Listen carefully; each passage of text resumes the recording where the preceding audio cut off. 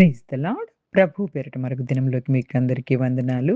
ఈ దినం పరిశుద్ధాత్మ దేవుడు మన కొరకు ఏర్పాటు చేసుకున్న వాక్య భాగము యోహాను సువార్త 12వ అధ్యాయము 20-36 వచనాలు.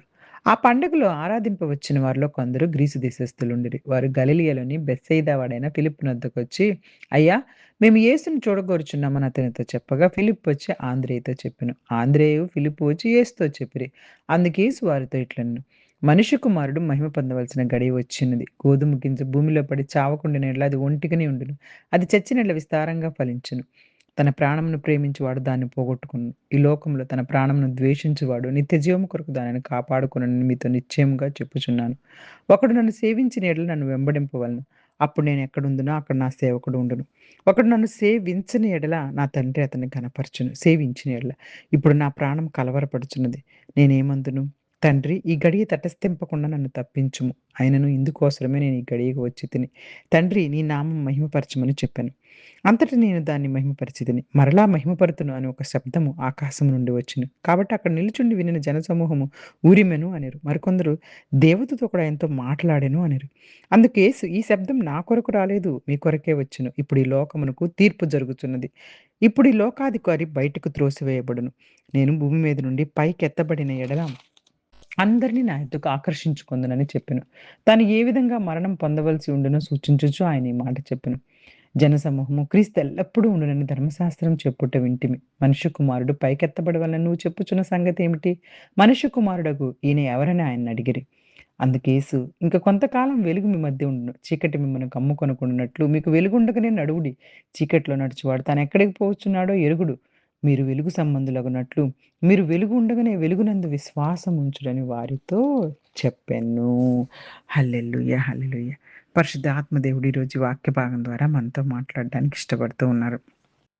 ఈ భాగంలో యేసుక్రీస్తు ప్రభువారు తన యొక్క మరణము, మహిమపరచబడటము, తను ఈ లోకానికి అందరిని రక్షించడానికి వచ్చిన ఉద్దేశము, మరి అందరూ వెలుగులో నడవాల్సిన అవసరమును గురించి బోధిస్తున్నారు.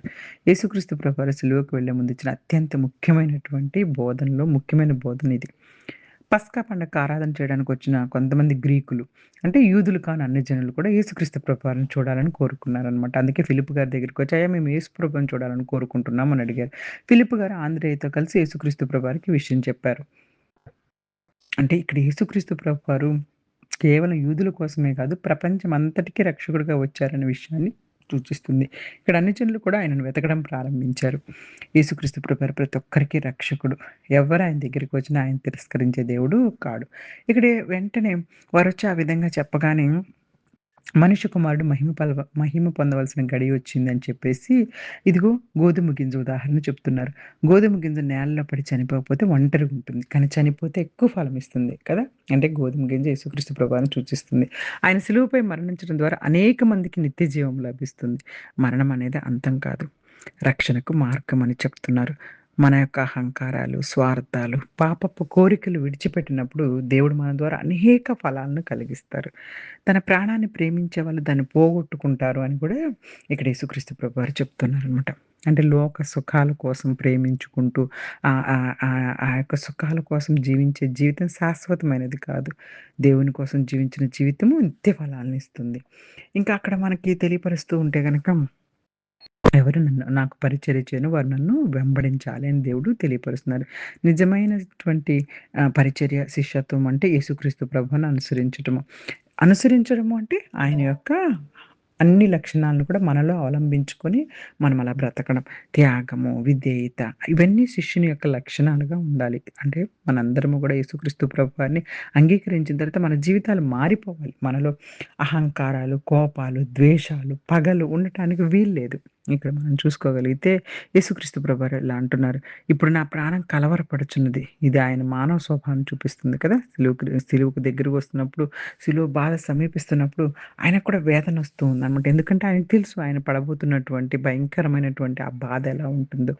కాబట్టి కానీ ఈ కారణం కోసమే కదా నేను ఈ సమయానికొచ్చాను. తండ్రి, నేను నీ నామాన్నే మహిమపరుస్తాను అంటూ ఉన్నప్పుడు పరలోకం నుంచి అప్పుడే నేను దానిని మహిమపరిచితిని, మరలా మహిమపరిచేదనని ఒక స్వరం వినిపించింది. వెంటనే చూడండి, అందరూ అక్కడున్న వాళ్ళందరూ కూడా ఏమంటున్నారు, ఏదో ఉరిమింది, ఏదో శబ్దం వచ్చింది, లేదు ఒక దేవదూత ఆయనతో మాట్లాడుతున్నారని కొంతమంది అలా ఒకరు ఒకరు అర్థాలు చేసుకుంటూ ఉన్నారు. తండ్రి దేవుడు యేసుక్రీస్తు ప్రభువారి పరిచయను అంగీకరించారు. సిలువ అనేది ఓటమి కాదు. అది దేవుని మహిమను ప్రకటించే ఒక మార్గము. కష్టాల మధ్య కూడా దేవుని చిత్తానికి విధేయులుగా యేసుక్రీస్తు ప్రభువారు అంటున్నారు, "అయ్యా! ఇదిగో ఈ గడియ వచ్చింది. కానీ ఈ గడియ నన్ను తప్పించు. కానీ ఇది కేవలం నీ చిత్త ప్రకారమే జరిగించు." ఆ బాధని గుర్తొస్తుంటంటే ఆయన మానవాకారంలో ఉన్నారు కాబట్టి ఆ బాధను భరించలేక ఆయన అంటున్నారు. కానీ మరలా తండ్రి చిత్తానికి అప్పగిస్తున్నారు. మనం కూడా కష్టాల మధ్యలో కూడా దేవుని చిత్తానికి విధేయులుగా ఉండాలి. అన్నీ దేవునికే అప్పచెప్పాలి. దేవుని మహిమ మన జీవితానికి ముఖ్య ఉద్దేశము కావాలి.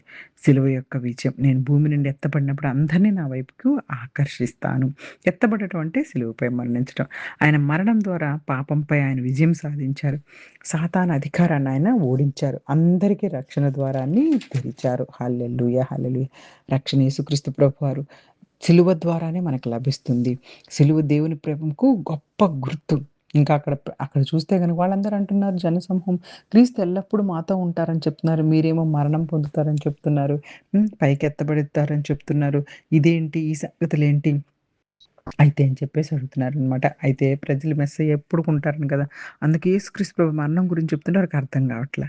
అప్పుడు యేసుక్రీస్తు ప్రభువారు ఇలా చెప్తున్నారు. "వెలుగు మీ మధ్య కొంతకాలమే ఉంటుంది. వెలుగున్నప్పుడే నడవండి." వెలుగు అంటే యేసుక్రీస్తు ప్రభువారు లోకానికి వెలుగు. ఆయనను విశ్వసించేవారు ఆత్మీయ చీకట్లో నడవరు. వెలుగును విశ్వసించండి. అప్పుడు మీరు వెలుగు పిల్లలవుతారు. యేసుక్రీస్తు ప్రభువారు ఇచ్చే అవకాశానికి ఆలస్యం చేయకూడదు. ఆయన్ని ఈరోజే విశ్వసించి అనుసరించాలి. ఇదే అనుకూల సమయము, రక్షణ దినము. అలాగే సమయమును ఒక సద్వినియోగపరుచుకోవాలి. వెలుగు పిల్లలుగా ప్రేమ, సత్యము, పరిశుద్ధతతోటి మనము జీవించాలి. యేసుక్రీస్తు ప్రభువారు ప్రపంచం అంతటికి రక్షకుడు. ఆయన చేసిన శిలువ త్యాగం ద్వారా మనందరము రక్షణ పొందుకున్నాము. నిత్య జీవాన్ని సంపాదించుకున్నాం. కాబట్టి ఆయనను విశ్వసించే వారిలోని మనందరము ఉండాలి. నిజమైనటువంటి విశ్వాసి యేసుక్రీస్తు ప్రభువారి యొక్క రక్షణకు అర్థం చేసుకుంటారు. తన స్వార్థాన్ని విడిచిపెట్టి యేసుక్రీస్తు ప్రభువుని అనుసరిస్తారు. కష్టాల మధ్యలో కూడా ఎట్లయితే యేసుక్రీస్తు ప్రభువారు, "అయ్యా! ఈ గిన్నె నా యొద్ద నుండి తొలగించు. కానీ నీ చిత్తమే" అన్నట్టు. మనం గూడా మన కష్టాల మధ్యలో కూడా, "అయ్యా! నీ చిత్తమే నా జీవితంలో జరగాలి" అని చెప్పేసి విధేయత చూపించే వారిలా ఉండాలి. యేసుక్రీస్తు ప్రభువారి శిలువ మన రక్షణకు మార్గం. ఆయన లోకానికి వెలుగు. ఆయనను విశ్వసించి వెలుగులో మనము నడవాలి. వెలుగున్నంత వరకు వెలుగును విశ్వసించాలి. అప్పుడు మనం వెలుగు పిల్లలమవుతాం. యేసుక్రీస్తు ప్రభువారు చేసిన త్యాగాన్ని ఎల్లప్పుడూ గుర్తుంచుకునే హృదయాన్ని మాకు దయచేయమని అడగాలి. మన స్వార్థాలను విడిచిపెట్టి ఆయనను నమ్మకంగా అనుసరించి శిష్యునిగా నన్ను మార్చమని అడగాలి. వెలుగులో నడుస్తూ ప్రేమ, సత్యము, పరిశుద్ధతతోటి ముఖ్యంగా మనము ప్రేమ, సత్యం, పరిశుద్ధతతో జీవించే కృపను ప్రసాదించమని యేసుక్రీస్తు వారి నామంలో అందరము కూడా ప్రార్థించే వారిలో ఉండాలని కోరుకుంటూ చిన్ని వాక్యాన్ని దేవుడు ఆశీర్వదించి దీవించును గాక. Amen. God bless you all. God bless you all.